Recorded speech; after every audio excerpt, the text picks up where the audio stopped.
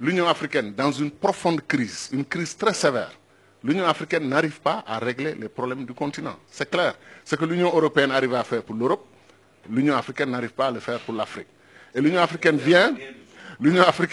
vient à Bruxelles pour chercher de l'argent, pour aller, comme disait, apporter des solutions africaines aux problèmes africains. Ça fait sourire. Comment on peut apporter des solutions africaines aux problèmes africains avec l'argent européen? Il faut que les Africains financent leur sécurité et financent leur développement. Et nous avons, Dieu sait que nous avons les moyens, nous sommes le continent le plus riche du monde. Un tiers des ressources naturelles prouvées sont en Afrique. L'Afrique va être le continent le plus peuplé, et la bonne nouvelle, c'est que c'est peuplé de jeunes. Quand l'Europe vieillit, l'Amérique vieillit, l'Asie vieillit, l'Afrique, par la grâce de Dieu, rajeunit. Nous sommes 1 milliard d'Africains, dont plus de 60% de jeunes. Et dans moins de 30 ans, on sera 2 milliards d'Africains, dont une grande majorité de jeunes. Maintenant, les jeunes, c'est un atout qui peut être une bombe. Si nous nous débrouillons pour avoir la même Afrique, désunie, hyper balkanisée, avec 50 et quelques États, une Afrique pauvre dans un continent le plus riche du monde, ces jeunes-là vont devenir un problème au lieu d'être un atout. C'est pour ça que je dis, je lance un appel, pas pour moi seulement, mais pour tous les panafricanistes. Il faut élire des dirigeants panafricanistes dans nos pays. L'exemple de Wade, Kadhafi et Obasanjo l'a prouvé. Des dirigeants non panafricanistes ne vont pas parler du futur de l'Afrique. Ils vont nous faire rêver en nous faisant croire qu'il est possible de bâtir l'Afrique sans l'unité. Ce n'est pas possible. Ou bien ils vont parler de l'unité du bout des lèvres et ils vont pratiquer autre chose. Nous sommes aujourd'hui dans une situation de non-développement, de développement arrêté, parce que nous sommes divisés. Le Sénégal, la Gambie, la Guinée-Bissau, ce n'est pas possible, ça ne peut pas continuer. Il faut que ces trois pays, plus le Mali, plus la Mauritanie, plus la Guinée-Conakry, plus les autres pays de l'Afrique de l'Ouest, pourquoi on ne crée pas une union politique en Afrique de l'Ouest avec un gouvernement régional, fédéral? Pourquoi on ne peut pas le faire? Et lancer le même appel aux pays de la SADC, qui sont très unis d'ailleurs. Lancer un même appel aux pays de l'Afrique de l'Est. Le pays de l'Afrique du Nord, s'ils étaient unis, vous croyez que l'alliance Maroc-Algérie ne serait pas une puissance comme la France et l'Algérie, la France et l'Allemagne? Très rapidement. Mais chacun est dans sa situation avec les mêmes difficultés et on passe notre temps, chacun d'entre nous est un obstacle pour le développement de l'autre. Vous imaginez que le Mali a 7 frontières. 7. 7 pays empêchent au Mali de voir le soleil, c'est-à-dire de voir la mer et d'accéder. Vous avez la Guinée, territoire Sénégal, Mauritanie, Côte d'Ivoire, Burkina Faso, Niger, Algérie. Si quand 7 pays vous encerclent et chacun prétend être un pays souverain qui contrôle ses frontières, mais il vous étouffe, il vous empêche de respirer.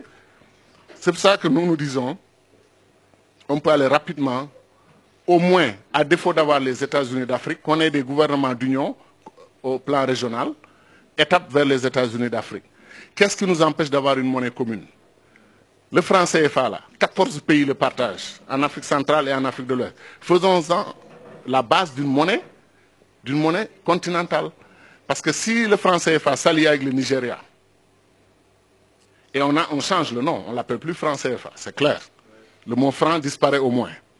Hein, on crée une monnaie africaine commune. Il ne faut pas démanteler ce qui existe et qui fonctionne pour quelque chose dont on rêve.